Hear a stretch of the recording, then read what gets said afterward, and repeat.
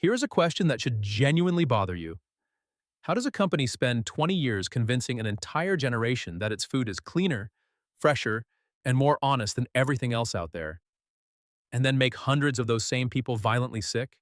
And then, this is the part that really should bother you. How does that same company somehow come back? How does it earn back trust it completely shattered?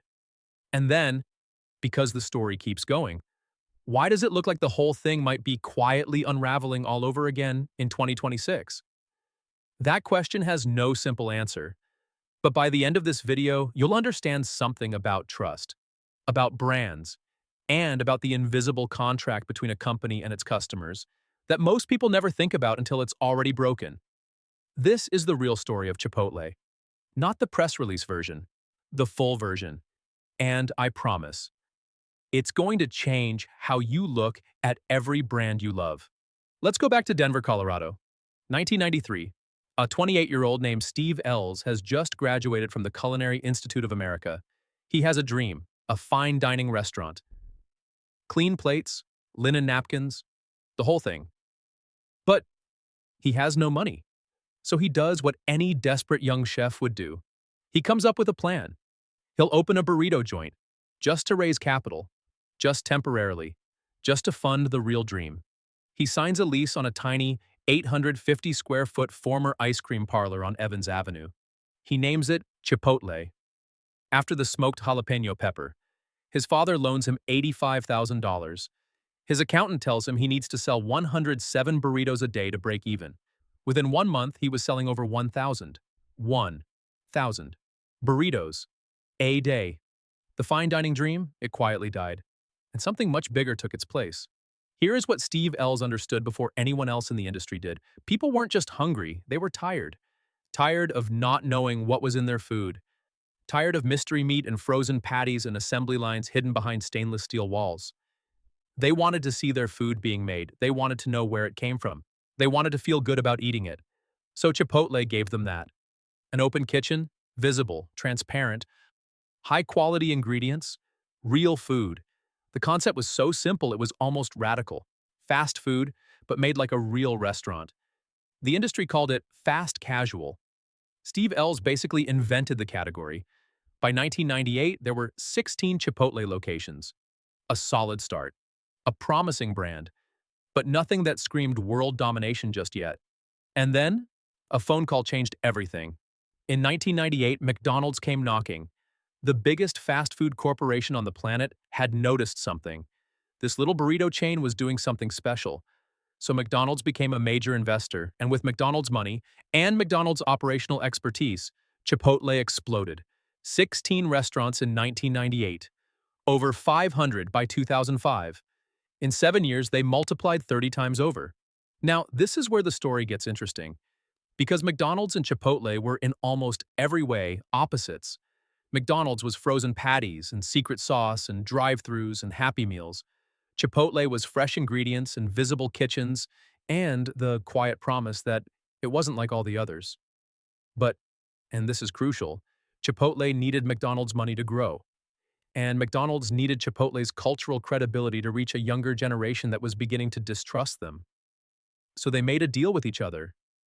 Therefore, Chipotle grew at a speed it never could have achieved alone. By 2006, Chipotle went public on the New York Stock Exchange. On its very first day of trading, the stock doubled. McDonald's quietly sold its stake and walked away. $1.5 billion richer. And Chipotle? It was free. Free to be fully, completely itself. And what it chose to be was something the food industry had never really seen before. A fast food chain with a conscience. They launched the Food with Integrity campaign. Hormone-free meat, responsibly raised animals, organic produce when possible, local sourcing where they could manage it. This wasn't just marketing, it was a movement. And it hit at exactly the right moment, when millennials and Gen Z were becoming the dominant consumer force. And they cared. They cared about what they ate, where it came from, and what the company stood for. Chipotle didn't just sell burritos, it sold identity. I eat at Chipotle meant something. It meant you were conscious, you were informed. You weren't like the other fast food people. By the early 2000s, Chipotle was untouchable. Stock price soaring. New locations opening at a breathless pace. Lines stretching out the door every single lunch hour. Business school professors were writing case studies about them. Cultural commentators were calling them a generational brand. October 2015. Customers in Washington State and Oregon start getting sick. Violently sick. The culprit is traced back to Chipotle. E. coli 0157:H7. One of the most dangerous strains. And this is where the story becomes a tragedy. Because what happened next wasn't just a health crisis, it was an identity crisis. Think about it. This was a brand that had spent over a decade, literally over a decade, telling people that its food was better, cleaner, more trustworthy. Food with integrity. That was the promise. That was the religion. But the very food that was supposed to be better was making people sick. Therefore, the backlash wasn't just consumer disappointment, it was betrayal. Deep personal betrayal. The E. coli outbreak spread to 11 states. Then came a salmonella outbreak in Minnesota. Then a norovirus outbreak at multiple locations. Then, in the summer of 2017, another major norovirus incident in Virginia. One after another, like dominoes falling in slow motion. The numbers were devastating. Chipotle's stock, which had once peaked near $750 per share, fell below $400. Comparable store sales, the most important metric in retail, dropped by nearly 30% in early 2016. 30% in a single quarter. To put that in perspective, a 5% drop in comp sales is a bad quarter. A 10% drop is a crisis. 30% is almost unprecedented for a brand of that size. Analysts were asking whether Chipotle could survive. Editorial pages were running pieces titled, "Is this the end of Chipotle?" Late-night hosts were making jokes. Saturday Night Live did a sketch. And the irony, the cruel, poetic irony, was inescapable. The very thing that made Chipotle great was what made it dangerous. Here's something most people don't understand about food safety. When you cook a frozen, pre-processed burger patty, it's been through rigorous industrial sterilization. There's very little room for contamination to survive. But when you're dealing with fresh, raw ingredients, chopped on site, delivered from farms, handled multiple times before they reach your plate, the risk profile is completely different. Chipotle had built its entire model on freshness. Fresh vegetables cut in store, fresh meat marinated on site, fresh everything every day at over 2,000 locations. That was beautiful in theory. In practice, it meant 2,000 kitchens, each handling raw produce with thousands of employees, with varying levels of training, under the relentless pressure of lunch rushes and dinner crowds, trying to maintain perfect food safety protocols. Every single day. It's not that Chipotle was careless, it's that the math was almost impossible. The same model that gave them their identity made them uniquely vulnerable. McDonald's could guarantee food safety relatively easily because its entire system was built around uniformity and processing. Chipotle's system was built around the opposite. But Chipotle had told the world that fresh meant better. Therefore, when fresh meant sick, the brand didn't just lose customers. It lost its reason for existing. Steve Ells went on national television and said, "My sauce," and I'm paraphrasing, "I am deeply sorry. We will do better." He hired food safety consultants. He closed locations for cleaning. He revamped protocols. But the thing about trust is, you can't apologize your way back to it. You have to earn it. And earning it would take years. February 2018. The Chipotle board makes a decision. They're going to replace Steve Ells as CEO, the founder, the visionary, the man who built the whole thing from an $85,000 loan and a dream. It's a brutal call, but the board believes a new era requires new leadership. They hire Brian Nicole, the man who had just transformed Taco Bell into one of the most culturally relevant fast food brands in America. Nicole was young, digital savvy, marketing obsessed in the best possible way. And from day one, he understood something fundamental.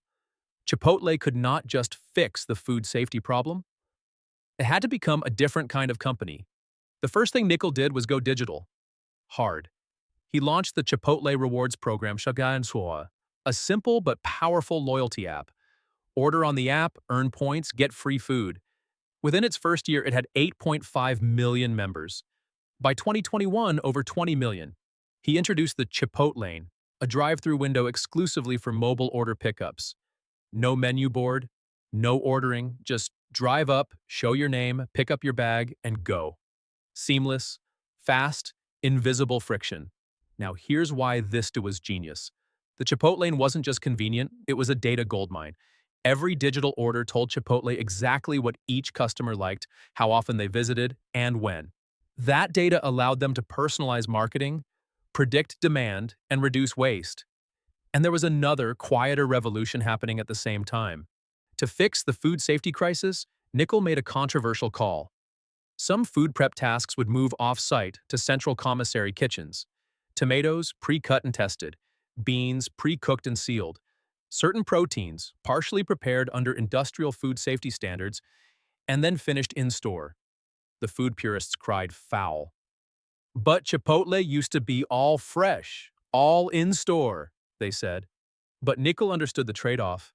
A little less theatrical freshness in exchange for a lot more safety and consistency across thousands of locations. Customers barely noticed, and nobody got sick. The results were staggering. Between 2018 and 2021, Chipotle went on one of the greatest corporate comebacks in American business history. Then COVID hit, and for Chipotle, unlike almost every other restaurant brand, the pandemic was, paradoxically, an accelerant. Think about it. Chipotle already had a world-class digital ordering system. They already had an app millions of people used. They already had Chipotlanes. When the world shut down and everyone suddenly needed contactless, convenient food delivery, Chipotle was ready. Not because they got lucky, because they had spent 3 years building for exactly this kind of moment. Digital sales went from 18% of revenue in 2019 to nearly 50% in 2020. By 2021, Chipotle's stock hit an all-time high of over $1,900 per share, from a near-death experience in 2016 to a $60 billion company by 2021. It was the kind of comeback story that gets taught in business schools, the kind that inspires TED Talks, the kind that makes you believe that even the worst corporate disasters are survivable, if you're willing to change. But history, it turns out, has a habit of rhyming.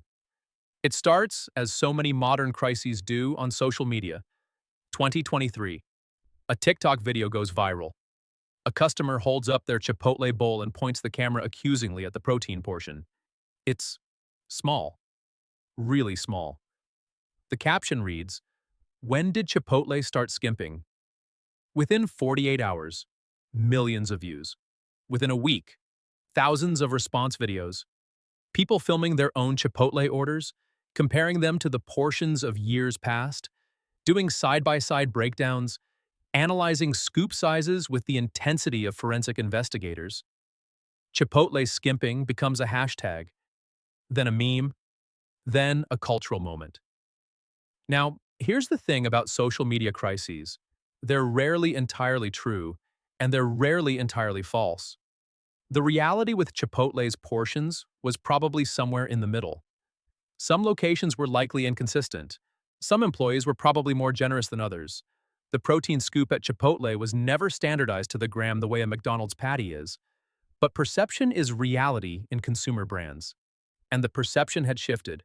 People who had been paying $12, $13, $14 for a burrito bowl increasingly felt like they weren't getting what they paid for. Therefore, the value equation, the mental math every customer runs when they decide where to eat, started tilting against Chipotle. And this leads us to the second problem, price fatigue. Between 2022 and 2025, Chipotle raised prices multiple times.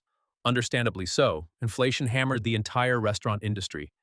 Avocados, chicken, dairy, all significantly more expensive, labor costs rising, supply chain costs rising. Chipotle passed those costs along, as companies do. But there's a ceiling. There is always a ceiling.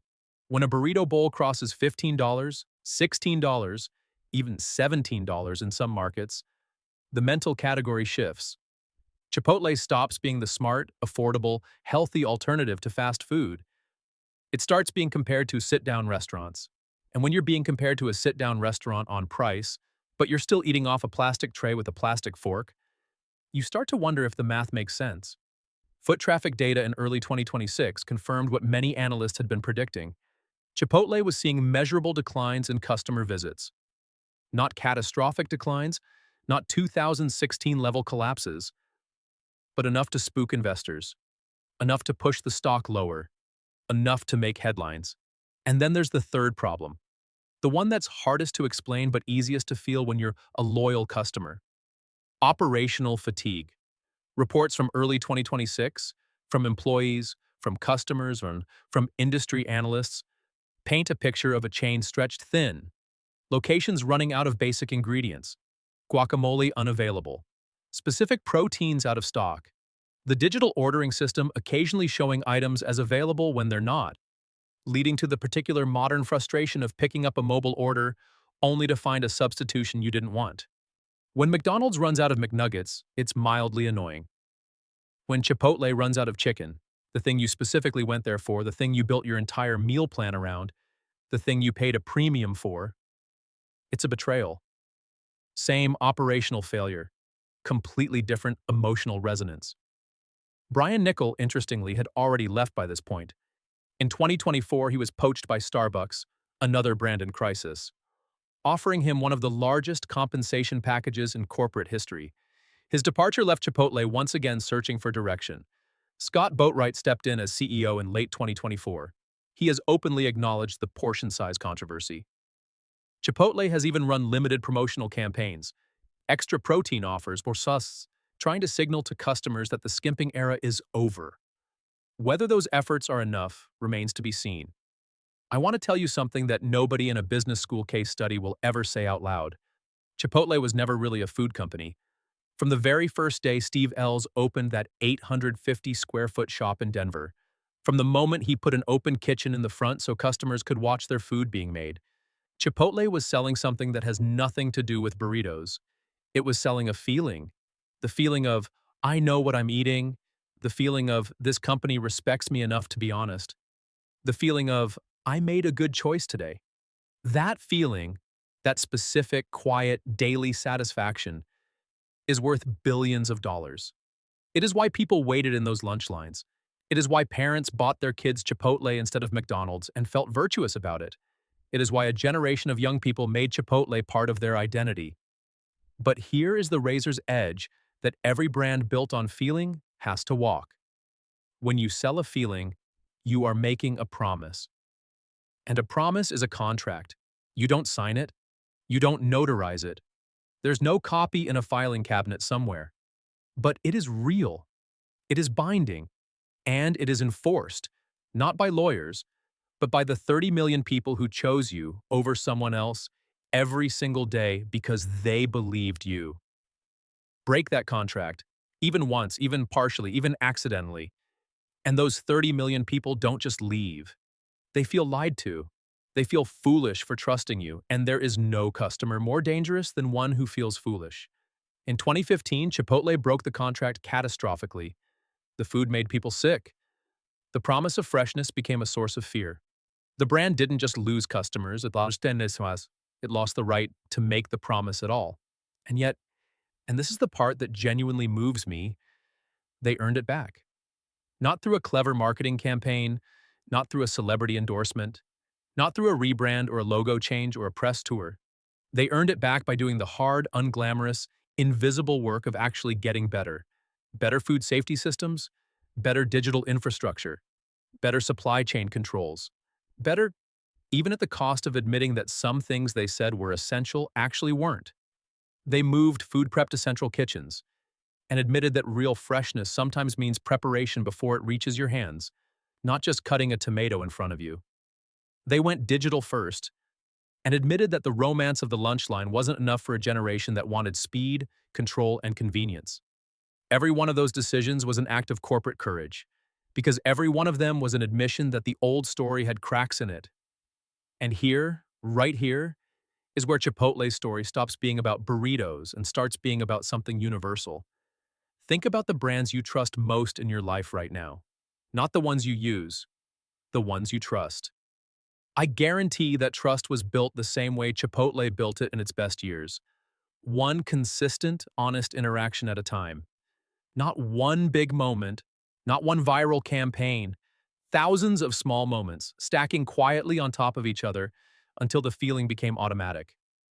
And I guarantee that if any of those brands broke your trust, you would feel it the way Chipotle's customers felt it in 2015. Not as a business disappointment, as a personal betrayal. That is the power of the invisible contract, and that is the burden of building a brand on something people actually believe in. That is the power of the invisible contract. And that is the burden of building a brand on something people actually believe in. The second slump Chipotle is in right now, the skimping controversy, the price fatigue, the supply issues, is quieter than the 2015 crisis. No hospitalizations, no biohazard notices on doors. But in some ways, it is more dangerous. Because this time, the trust isn't being broken by a pathogen. It is being eroded. Slowly, quietly, scoop by scoop. Remember the question I asked you at the very beginning?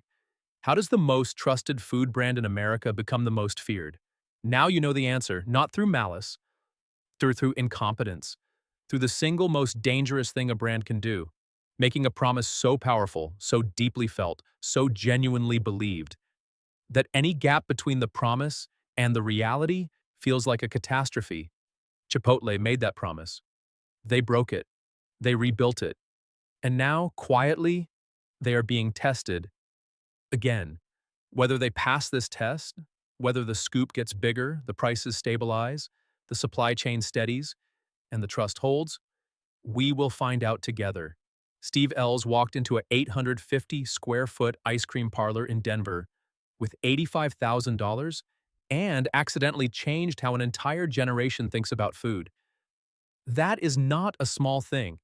That is not nothing. Even in its worst moments, even when it was making people sick, even when the stock was crashing, even when the late-night hosts were mocking it, Chipotle was proof that people want to believe in something. They want to believe that a company can actually mean what it says, that fast food doesn't have to feel like surrender, that the food in front of you can come from a place that gives a damn. That desire, that hunger for something real, never went away. It never will. The only question is whether Chipotle will keep deserving it. The fall is always faster than the rise, but only for brands that stop doing the work. If you made it this far, you already know this channel is worth subscribing to. Hit the button. I'll see you in the next one.